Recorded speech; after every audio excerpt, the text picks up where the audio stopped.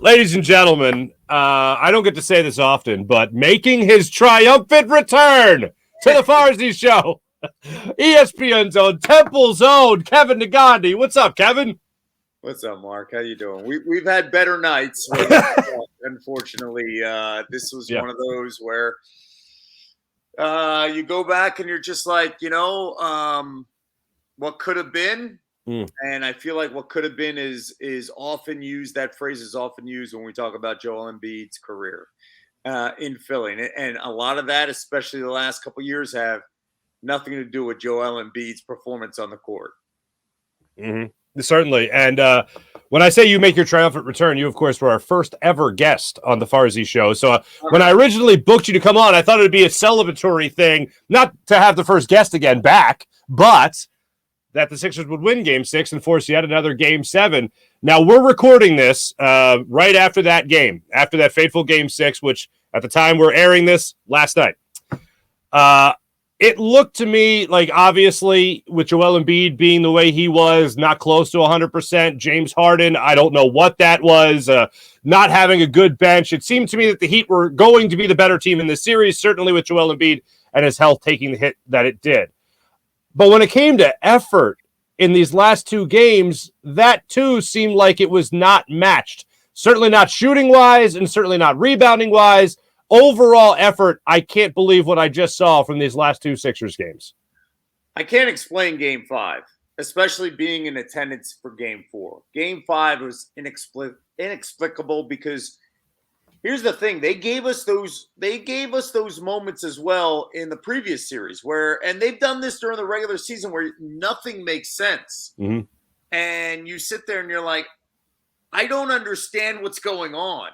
But I will say this. When you look at what happened to Golden State a couple nights ago, we've seen blowouts throughout the entire playoffs. I felt like they came to show up, for Game 6. With losing Danny Green, horrendous. But there was a no-show from James Harden in the second half, and he's been a no-show throughout the series in the second half, aside from Game 4, and go figure Game 4 was the best game of his Sixers career. Mm-hmm. So, this isn't on James Harden. It's not on one specific thing. There's a lot of factors, but when you lose Danny Green, you lose the veteran shooter from the outside where the offense comes easy. And I said this during the game, nothing was easy for that offense in the first half. It's been one of those things that has been carried over for multiple years where you watch this team and you're like, nothing flows, nothing makes sense. And we saw that tonight. We saw that in Game 5. I wouldn't say lack of effort, especially from the big man. Sure. Yeah. Lost it. It's just we haven't seen the development from any. I mean, Tyrese Maxey is the only guy we've seen development and growth. We haven't seen that from Korkmaz. Please, somebody explain to me what happened to Matisse Thybulle in a year. Because I know he's dealing with a leg injury in this game, but his defense has been horrendous. Because if you're the defensive stopper and you can't score, then you better play defense. That didn't show up. And, we haven't seen the development of Shake played okay, but he's taken a step back. He's not reliable. He isn't reliable. We haven't seen any development. Then you look at the Heat and you see Gabe Vincent. You see all these guys develop. They got a $90 million guy on the bench because Strus can hit threes and play defense. Where is that on the Philly team? And we've got that in Tyrese Maxey. Where's that with everybody else aside from Joel? I mean, if you're focusing on right now one positive to take away from the season, I think we knew what we were going to get from Joel for the full season and in the playoffs. Unfortunately, injury happened, but I mean, Tyrese Maxey is your brightest spot going forward. It's not just building around Joel Embiid anymore. James Harden knows he's going to be back here. He said it after the game. He's going to be back. Tyrese Maxey is another guy you can look at where could this Sixers team possibly, thanks to him, be developing a not big 2, but a big 3 going forward. Yeah, but I don't know if you could put James Harden in the sentence of a big anything. Okay. I wouldn't say that. This feels like a James Harden that can give you on a good night 20 points. on a good night. He can't give you 25 to 30 points. Okay. I'm more with you now, but it sounds like you're more along the lines of this is 32, 33-year-old James Harden, not just James Harden with a bum hamstring. This is running back James Harden when they're 32. In the NFL, when you see a guy who the first 5 or 6 years at the running back position and then the drop off at 30, 31, the measuring stick that Joe Banner and the Eagles had, and they started that years ago. This is that drop off. You can't go in every night saying he's our number 2. I don't think you can believe that. He's our number 2. You've got to make him the number 3. Now, people are going to call out the trade with Darryl Morey. I will say this. What were you expecting him to do? Now, you had a guy who wasn't playing. And if your beef is that, okay, you lose Seth Curry. That plays a role. They could have used a shooter. But you had a guy who wasn't even playing. So James Harden does one thing. He could facilitate, and he doesn't play defense, but he facilitates. And then some nights you'll see maybe 18, 19 points. You didn't see anything in the second half. There's no explosiveness. One thing that really stood out, and that has stood out the last year and a half, he's not getting any whistles, no matter what it is. Jimmy Butler was getting the James Harden calls throughout the series, right? There were no calls. Harden, anytime he drove, nothing. So that's the one thing that his game thrived under, I think, in Houston, especially the last couple of years. And then when he went to Brooklyn, James was smart. I'll be the facilitator. I know I'm not counted on every night to score. I don't have the speed that I used to have. I'll use everybody else. And then every now and then I'll give you a 25-point performance. But I got KD and Kyrie. Now that you're the legit number 2, you can't do that. Now he's not – I don't think he's a number 2. I think Maxi's a number 2. And I'd be curious to see what they do and try to get somebody else. Darryl will not – and that is Darryl Morey. Darryl will not sit still. And I'm still a Darryl Morey believer. Some people are not. I am. Let's not forget, he's the one that stole Seth Curry from Dallas. He's the one that drafted Tyrese Maxey. And then what do you want Darryl Morey to do when you got a guy that's not playing, and that is Ben Simmons? You got to get something, right? Certainly. He tried what he could to get something. I know people will bring up Halliburton and the heel deal. Who knows how that went down, how that fell through with the Kings. God knows, because I think everybody was stunned that those two guys got sent to Indiana instead. Certainly. So looking at this offseason then, it doesn't sound – I mean, it sounds like James Harden's going to be back for the $47 million, opting into that. He said tonight that he's going to opt into that. But when it comes to a long-term deal with James Harden, he also said he'd be open to taking less money to return to the 76ers, whatever it takes, quote-unquote. Kevin Negandhi, whatever it takes, quote-unquote, to get this team over the top. Are you buying that from James Harden? Yes, I am. I'm buying that to a certain extent. Okay. I also think that this plays in a role in who's coaching the team. I think that factors into it. And I also think that they've got to get a legit third guy. And does that mean they move Tobias? They free up some money? I don't know. To potentially get in a conversation and maybe bring in a Bradley Beal, and how does that work? No one can predict that, but I think that Darryl will be aggressive to find more help from the outside in the spacing, and realizing that James Harden that he has now is not the James Harden that we saw in Houston. It's not the James Harden we saw in Brooklyn. We've got a different type of James Harden. Sure. The one thing that gets me, Mark, is a couple years ago, this team was built on defense. We sacrificed defense over the last couple of years to get shooters, and those shooters haven't stepped up consistently year in, year out for us when we need them. And that's the one thing that I think that Darryl recognized early on. I got to get it. Seth Curry. Seth Curry's a shooter, knew his role, right? Ferk hasn't been that guy. We've been waiting. How much longer can we wait? You don't play defense, and you can't hit a consistent three, right?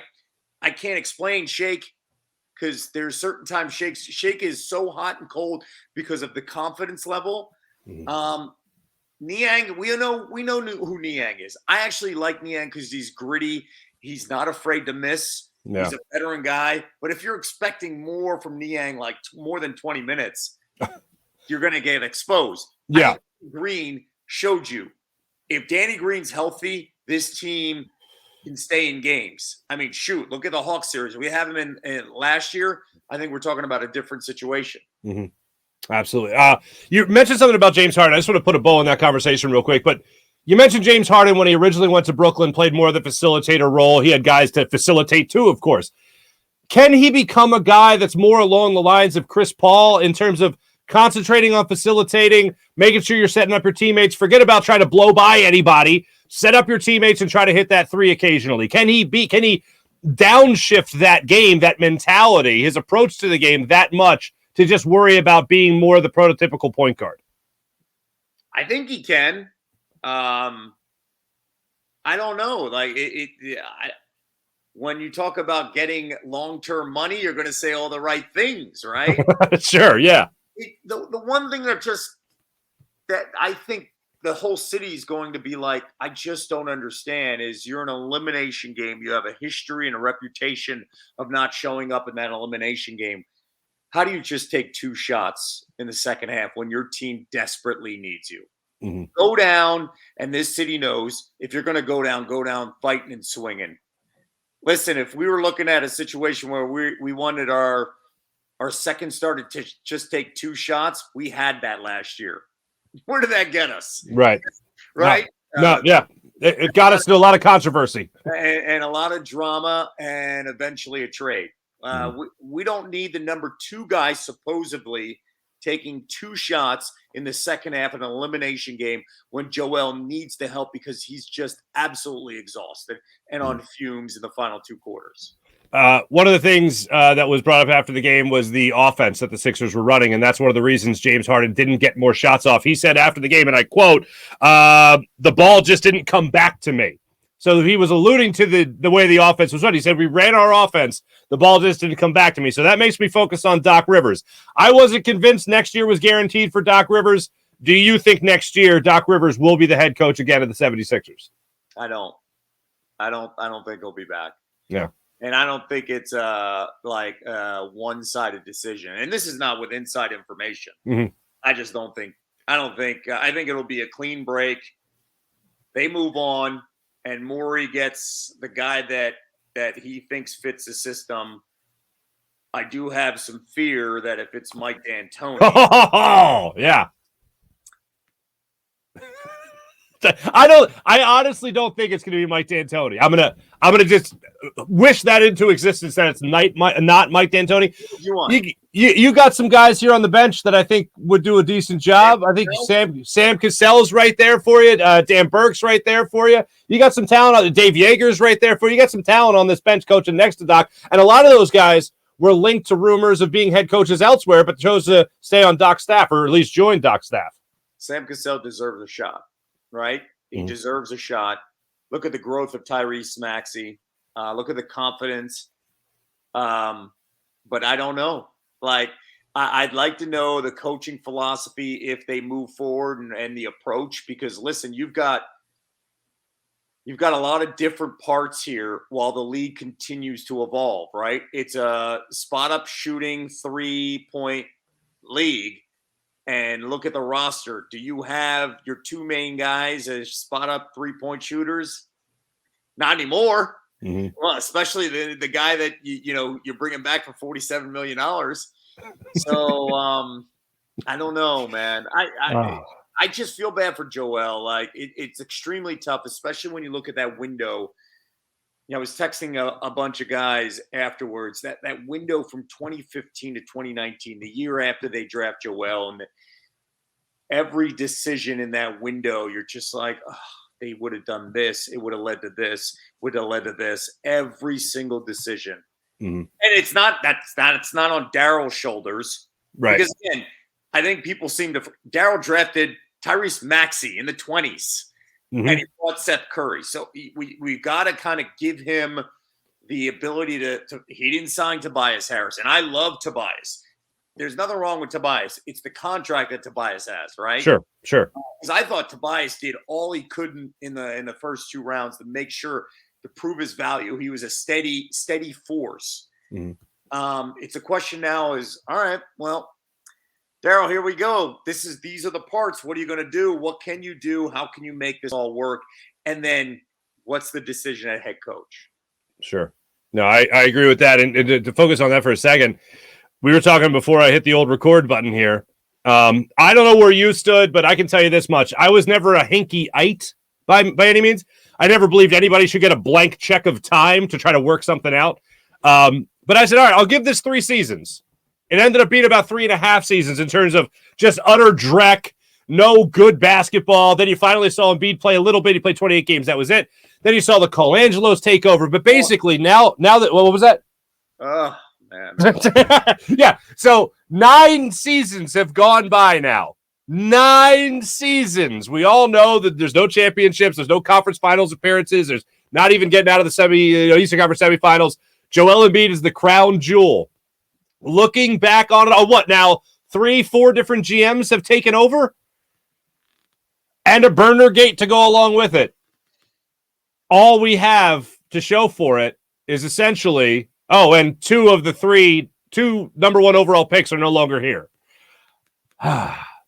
Was it worth it? To this point, was all of that worth it for Joel Embiid and the chance to build with another trade possibly waiting in the wings of a Tobias Harris maybe? Wow, that is a really challenging question. 2019, you asked me that after the dink, yeah, Kawhi. Sure, things are looking up. Yeah, it's worth it because you have the potential of keeping Jimmy Butler, right? You have the chance to keep Ben Simmons and with his stock higher than ever before. So you could say at that point it's worth it. The decision making after that, where you're picking one player over the other, and then you're drafting, one player and then trading him for Zaire Smith, and that player you draft is basically a missing piece that we'd love on a 3-and-D guy in Bridges. Yeah, sure, McCall Bridges. Yeah, it just makes you just bang your head on a wall, But I will say, there's a lot of losing. And with the unknown of the league, I'd rather be where we're at with the unknown, considering we could have been the Kings, right? Could have been the Magic, where you're just stuck in no man's land and you're just recycling coaches trying to figure out, is this the year? Is this the year? You've got a guy that should have won the MVP this year, and you got Tyrese Maxey, right? So it's really hard to say that right now because the wound is fresh and open. Yeah. But I would say it was worth it because you got Joel Embiid. And, Mark, you had multiple opportunities to get other picks right. But it falls back into what Hinkie was saying. You're going to make mistakes, right, in the lottery. You got to hit on a couple of them. We thought we hit on Ben Simmons and Joel Embiid. 2 foundations. We can't help what happened to number 25. Right. Nets. Right? Unbelievable. Yeah. No, absolutely. Absolutely. You mentioned Joel Embiid, the MVP. Just two quick ones for you here. Did Joel Embiid get robbed of that MVP award? Yeah. You want to know, and I know a lot of the analytics guys will jump in and they'll yell at me because I'm being a homer. I will just come back to this. If you're winning your second MVP, it's got to be far and away better than the first one, right? And then I will say this. Joel Embiid averaged 30 points per game. We haven't seen a center do that in 20 years, leading the league in points per game since Shaq. And he did it in 33 minutes. And people will say, Jokic had to deal with, not having his second best player on the team. But that was because of an injury. Joel Embiid every day, especially in camp, had to set the tone with everybody and saying, he's not here. It's us. He doesn't want to be here. I'm not dealing with it. this is what I'm going to say. I'm not a babysitter. Let's move on. That's a lot more than just missing a player because of injury. You're dealing with drama and the nuance every single day. You've got to carry the team. The dude carried the team like day in and day out. And look what he did defensively. And it's ridiculous he didn't finish in the top 10 on defense when it came to the Defensive Player of the Year. The guy plays such a big role in the spacing on the defensive side. Look at Bam Adebayo, who got whatever he wanted the first 2 games. Neutralized the next, every time Joel was on the floor, the final 4 games. I don't know what else, and to a certain extent, I agree with Joel after Game 5. What else can he do? What else is he supposed to do? And again, I know the analytics will go with the VORP and all this other stuff, but I think he deserved to be MVP. When you look at 2-time MVPs, there's a certain select group. I just wouldn't put Jokic in that group. But I will tell you this, Mark. Charles Barkley in 1990 got robbed. Should have won the MVP. I remember everything about that year. He carried the Sixers. He got robbed. He won it then a few years later when he was with the Phoenix Suns. Right. And I'm not saying the league's against us. I'm not doing that. I'm just saying there's a certain impression that, minds are made. People move on. They think James Harden is there. And after what he did in January, they were like, oh, Harden's there now. He's got help. Joel still carried the team night in and night out if you watch that. If you watch the Sixers, he carried them emotionally, mentally, and physically. No, I'm with you. I'm with you 100%. Hey, the Eagles schedule came out. I'm just going to ask you, what do you got for a record? Are we thinking 11-6? Are we thinking 12-5? What are you feeling for the Eagles schedule there, Kevin Negandhi? I'll go a little bit. 10-7. 10. But I will tell you this. The gap between the Cowboys and the Eagles is dramatically slim. That, listen, we all knew when you look at the talent, where the Cowboys were last year, when the Eagles were, it was like this. I think it's like this. It is much closer than you would expect in the offseason because Howie made so many smart moves. My only issue and why I think they're only a 10-win team, 2 issues. We don't know Jalen Hurts, his growth from what we saw the last game. The last game is on tape for every defensive coordinator. Can he roll left and make the pass across the middle 20 yards that's accurate? Todd Bowles knew he couldn't. Todd Bowles kept on pushing him in that situation against the Bucs. And if Jalen perfects that and gets better with A.J. Brown across the middle, that intermediate pass changes everything, right? Second thing, who is playing on the other side of Darius Slay? That's the issue, right? You can have a ton of cornerbacks that are in their mid-20s that show promise. But legitimately, who's the corner? And Steve Nelson was perfect, a little plug-and-play guy, right? Sure. So they find somebody in July and August like Xavier Rhodes. Is he the plug-and-play guy, veteran? Aside, because I don't know what this current makeup is the difference on this team when we're talking about a passing league and slowing people down. They're going to find the other guy. All right, we got Darius Slay. Where's the other guy? And we still need some help at the safety position. We need a veteran player that knows what they're doing. So those 2 positions, cornerback and safety, need to be upgraded in the next 3 months for me to feel really, really good. But right now, 10-win team in the playoffs, see what happens. I'm okay with all of that. All right, good enough. Kevin Negandhi, ESPN, what's the schedule looking like for you these days at ESPN up there in Bristol? 6 p.m. SportCenter each and every day, Monday through Friday. They're going to have a lot of fun with me tomorrow. I don't look forward to that.